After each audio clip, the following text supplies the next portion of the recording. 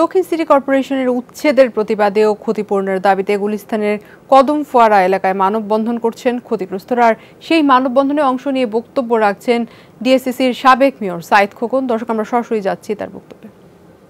অযোগ্য হিসেবে বিবেচিত হয়েছেন।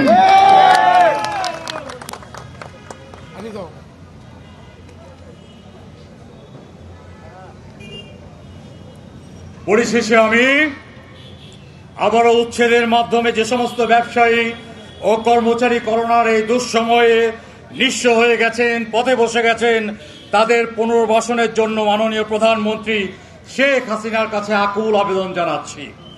ক্ষতিগ্রস্ত ব্যবসায়ী, তাদের পরিবারবর্গ, গণমাধ্যমের কর্মী এবং উপস্থিত জনতাকে আজকের এই কর্মসূচিতে যোগ দেওয়ার জন্য কৃতজ্ঞতা প্রকাশ করে আমি আমার বক্তব্য শেষ করছি।